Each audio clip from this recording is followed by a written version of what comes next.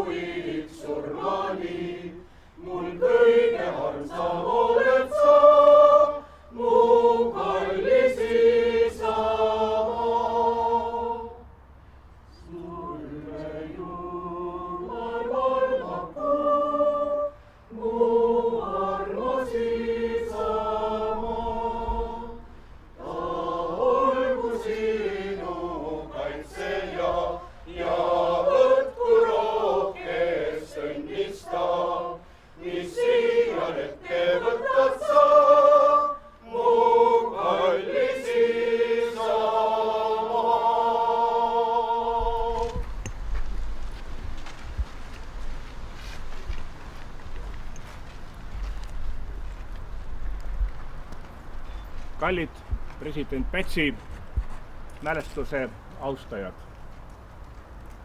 Me oleme taas kord kogunenud siia sellele mälestusväärsele ja vägagi erilisele talmukünkale, et taas kord meenutada seda, mis leidis aset meie maal tänaseks juba 73 aastat tagasi.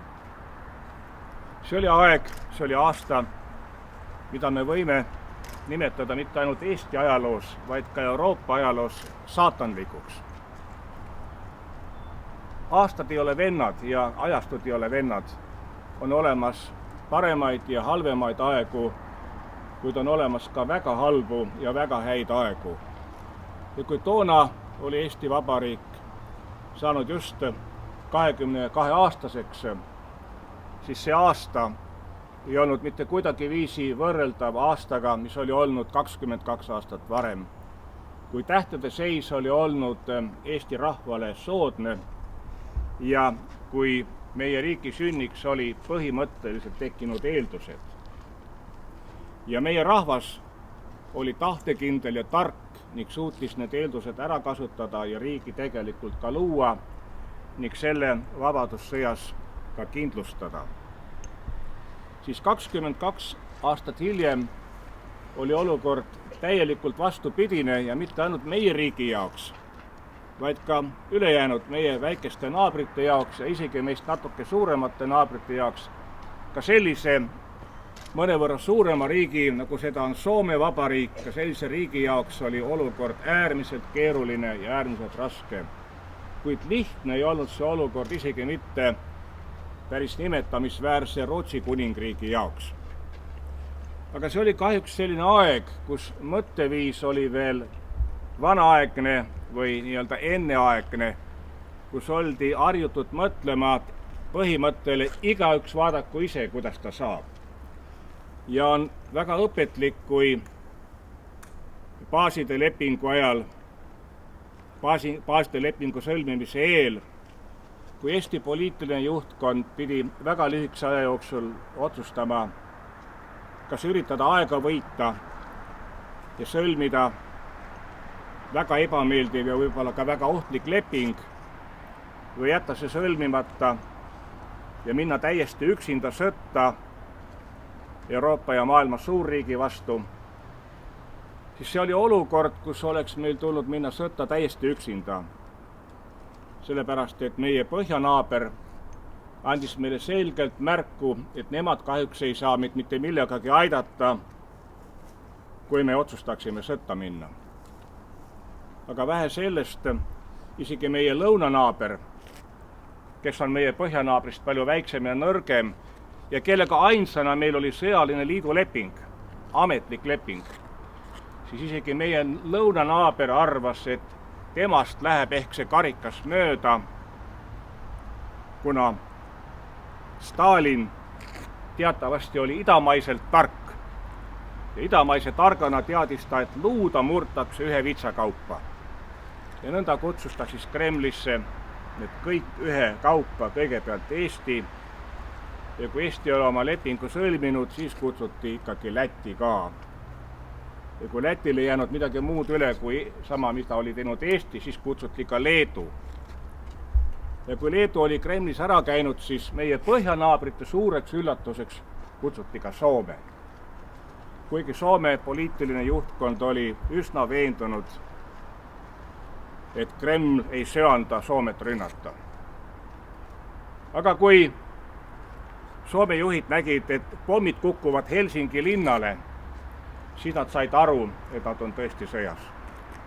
Ja siis võitlesid soomlased muidugi hästi, nad võitlesid ennast ohverdavalt ja nende poolel oli muidugi ka nende suur liitlane kindral Talv ja nende maastik. Aga see oli suur ime, et nad üle noatera juuksekarva otsas siiski pääsesid. Kuid ka soomlased pöördusid viimases hädas oma läänenaabri poole, kellega neil on olnud ajalooliselt tihe side ja soomlaste läänenaaber teatas, et nad kahjuks ei saa Soomet millegagi aidata. Sest see oli tookord mõtteviis ja see soomlaste läänenaaber oli ju ainukene riik Euroopa selles piirkonnas, kellel siis tõepoolest õnnestuski jääda sõjast kõrvale. See on väga õpetlik selles mõttes, et inimkond ja eurooplased ei osanud tol ajal teistmoodi mõtelda, kui ikka põhimõttel, et igaüks vaadaku ise, kuidas ta saab. Õnneks on Euroopa ja maailm, eriti vaba maailm, poliitiliselt arenenum maailm, suutnud midagi ajaloost õppida ja praegu me tunneme ennast kindlasti julgemana kui kunagi varem, eriti muidugi riigina, oma riigina julgemini kui kunagi varem. Ja aasta 1940 jääb järjest kaugemasse minevikku. Meie tänane Priiuse põli on teadupoolest kasvanud pikemaks, kui oli meie esimene Priiuse põli. Ja 30. novembril aastal 2020 saab meie kogu Priiuse põli riigina, riigirahvana, Eesti Vabariigi vabana elatud päevade koguarv saab 30. novembril 2020 suuremaks kui meie okupatsioonide, Eesti Vabariigi okupeeritud oleku kogupikkus, kaasa arvatud siis 2 Nõukogude ja 1 Saksa okupatsioon. Ja kindlasti alates 20. novembrist 2020 tunneb meie rahvas ennast, ma usun, veelgi kindlamana ja veelgi rohkem peremehena. Ja me suudame ajalukku tagasi vaadata siis juba võib-olla palju erapooletumalt ja palju vabamana teatud kirgedest, poliitilistest kirgedest, mis sageli on seotud isiklike või perekondlike eelarvamustega. Täna me kohtame ju veel küllalt neid, mul oli hiljuti au kohata ühte Eesti ajaloolast, kes ütles, et kui Päts oleks käitunud teisiti, oleks Eesti rahvas vähemalt oma au suutnud päästa. Aga sellistel mugavatel tugitooli ajaloolastel ei tule pähegi, et ükski rahvas ei ela esimeses järjekorras mitte selleks, et oma tulevastele põlvedele oma au esitleda, vaid iga rahvas sellises olukorras, kus ollakse püssitorud ees, iga rahvas sellises olukorras mõtleb esimeses järjekorras sellele, et ellu jääda. Ja teises järjekorras, kui see on vähegi võimalik, siis ka võita. Ja kui võita ei ole teisiti võimalik, siis püütakse võita koos mõne liitlasega, isegi kui see liitlane on äärmiselt ebameeldiv. Isegi siis, kui valida ei ole mitte halva ja hea vahel, vaid kui valida on halva, valida on väga halva ja veel halvema vahel. Ja 1939. aastal ja 40. aastal oli Eesti Vabariigil valida ainult väga halva ja veel halvema vahel. Ja ka tagantjärele tarkuses võime me kinnitada, et on ülimalt tõenäoline, et see valik, mis tehti, osutus õigeks. Kui seda valikut ei oleks tehtud, on väga suur tõenäosus, et meie ei viibiks täna siin ja ammugi ei kõneleks me siin eesti keeles. Selle tõttu ma tahaksin avaldada lootust, et meie jalgrada siia, sellele kalmukünkale, mitte kunagi, et siia tullakse ka aastate ja aastakümnete pärast, et siis on siin kõrval ka mälestusmärk, genotaaf nendele 9 riigivanemale, kes ei pruukinud Konstantin Pätsiga nõustuda igas üksikasjas, kuid kes võitlesid täpselt samamoodi nagu Konstantin Päts sinimustvalge lipu all Eesti Vabariigi nimel. Ja siis see genotaaf täiendab seda püha paika, seda pühamut siin, kus me täna seisame. Täna aga langetame mõttes oma pea tänutähes president Pätsile.